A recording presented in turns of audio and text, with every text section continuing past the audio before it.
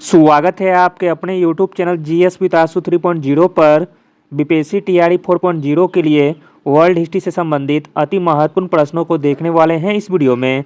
इसमें सारे के सारे प्रश्न बहुत ही सिलेक्टेड दिए गए हैं जो आपके एग्जाम में आने की पूरी संभावना है, इसलिए वीडियो को लास्ट तक जरूर देखें। वीडियो स्टार्ट करने से पहले आप लोगों से एक ही रिक्वेस्ट है, प्लीज़ वीडियो को लाइक और सेशन ख़त्म होने के बाद किसी भी एक ग्रुप में शेयर जरूर कर दीजिएगा। चलिए शुरू करते हैं और आप लोग भी सोचिएगा अपना आंसर क्या हो सकता है। पहला प्रश्न है, इंग्लैंड में समाजवाद का जनक किसे माना जाता है? प्रश्न इंपॉर्टेंट है। इंग्लैंड में समाजवाद का जनक माना जाता है रॉबर्ट ओवेन को, ऑप्शन नंबर सी। अगला प्रश्न है, मेसोपोटामिया यूरोपीय लोगों के लिए क्यों महत्वपूर्ण था? मेसोपोटामिया यूरोपीय लोगों के लिए महत्वपूर्ण था क्योंकि इसका ओल्ड टेस्टामेंट के संदर्भ में, ऑप्शन नंबर बी सही हो जाएगा। अगला प्रश्न है, धर्म सुधार का अग्रदूत किसे कहा जाता है? धर्म सुधार का अग्रदूत कहा जाता है मार्टिन लूथर को, ऑप्शन नंबर ए सही हो जाएगा। अगला प्रश्न है, श्रीलंका जो कि पहले इसका नाम था सिलोन, इसको किस वर्ष डोमिनियन ऑफ सिलोन के रूप में स्वतंत्रता प्रदान की गई थी? आंसर हो जाएगा ऑप्शन नंबर ए 1948 को। अगला प्रश्न देखते हैं, द्वितीय विश्व युद्ध में दुश्मन की पनडुब्बियों को ट्रैक करने के लिए विकसित प्रौद्योगिकी कौन सी थी? आंसर हो जाएगा ऑप्शन नंबर बी सोनार। द्वितीय विश्व युद्ध में दुश्मन की पनडुब्बियों को ट्रैक करने के लिए विकसित प्रौद्योगिकी सोनार थी। सोनार का प्रयोग गोताखोर समुद्र के अंदर की वस्तुओं को पता लगाने में करते हैं। सोनार का पूरा नाम साउंड नेविगेशन एंड रेंजिंग है। अगला प्रश्न देखते हैं, किस देश ने पर्ल हार्बर स्थित संयुक्त राज्य अमेरिका के नौसैनिक बेड़े पर दिसंबर 1941 में आक्रमण किया था? तो दोस्तों वह देश हो जाएगा जापान, ऑप्शन नंबर ए। अगला प्रश्न है, बर्लिन की दीवार किस वर्ष गिरी जो शीत युद्ध की समाप्ति का प्रतीक है? बर्लिन की दीवार गिराई गई थी 1989 में, ऑप्शन नंबर सी। अगला प्रश्न देखते हैं, जर्मनी को संकट से निकालने के लिए डॉप्स योजना किसने बनाई थी? जर्मनी को संकट से निकालने के लिए डॉप्स योजना बनाई गई थी अमेरिका के द्वारा, ऑप्शन नंबर बी सही हो जाएगा। अगला प्रश्न है, जर्मनी में स्पार्किस लीग की मुख्य मांग क्या थी? जर्मनी में स्पार्किस लीग की मुख्य मांग थी जर्मनी में सोवियत संघ का सरकार बनाना, ऑप्शन नंबर सी।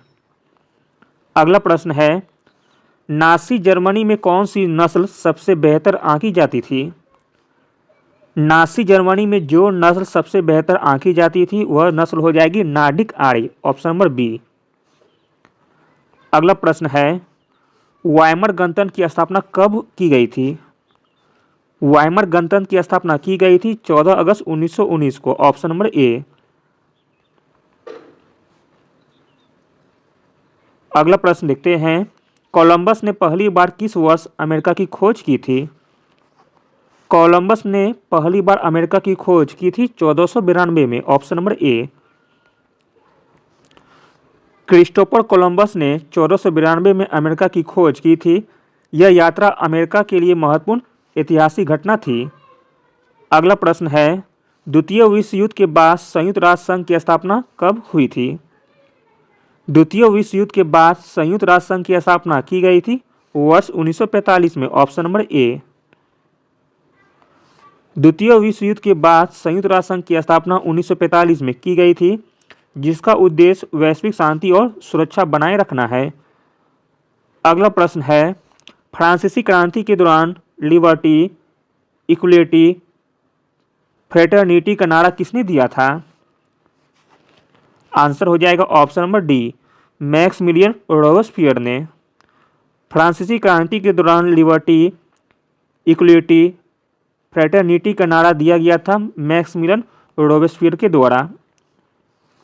लिबर्टी, इक्वलिटी, फ्रेटर्निटी यानी कि स्वतंत्रता, समानता, बंधुत्व का नारा फ्रांसीसी क्रांति के दौरान मैक्सिमिलियन रोबेस्पियर द्वारा दिया गया था। यह नारा क्रांतिकारी आदर्शों का प्रतीक था। अगला प्रश्न है, माओ जेडोंग के नेतृत्व में चीन की किस क्रांति का महत्वपूर्ण परिणाम था? आंसर हो जाएगा ऑप्शन नंबर सी, चीन की कम्युनिस्ट क्रांति का। माओ जेडोंग के नेतृत्व में चीन की कम्युनिस्ट क्रांति जो कि 1949 में हुई थी, इसके परिणाम स्वरूप चीन में कम्युनिस्ट पार्टी का शासन स्थापित हुआ था। अगला प्रश्न है, सोवियत संघ के विघटन के बाद रूस का पहला राष्ट्रपति कौन बना? सोवियत संघ के विघटन के बाद रूस का पहला राष्ट्रपति बना Boris Yeltsin, option number B. Soviet संघ के विघटन के बाद बोरिस येल्सिन रूस के पहले राष्ट्रपति बने। उन्होंने 1991 से 1999 तक इस पद पर कार्य किए थे। अगला प्रश्न है, शीत युद्ध यानी कि कोल्ड वार किन दो देशों के बीच था? आंसर हो जाएगा ऑप्शन नंबर बी, अमेरिका तथा सोवियत संघ के साथ। शीत युद्ध द्वितीय विश्व युद्ध के बाद अमेरिका और सोवियत संघ के बीच वैचारिक और राजनीतिक संघर्ष था जो 1947 से 1991 तक चला था।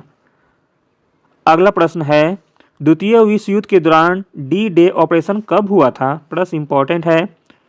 द्वितीय विश्व युद्ध के दौरान डी डे ऑपरेशन हुआ था वर्ष 1944 में, option number C. D Day operation 6 जून 1944 को हुआ था जब मित्र राष्ट्रों ने नॉर्मंडी फ्रांस पर हमला किया। इस ऑपरेशन ने नाजी जर्मनी की हार में महत्वपूर्ण भूमिका निभाई थी।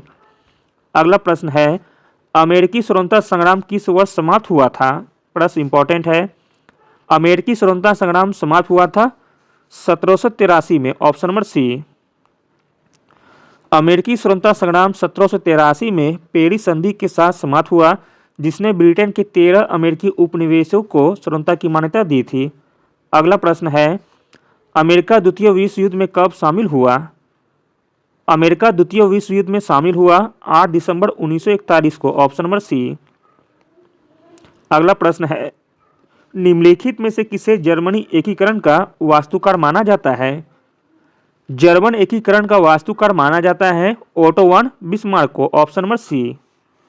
अगला और अंतिम प्रश्न देखते हैं, इंपॉर्टेंट है और ये टीआरई में पूछा गया प्रश्न है।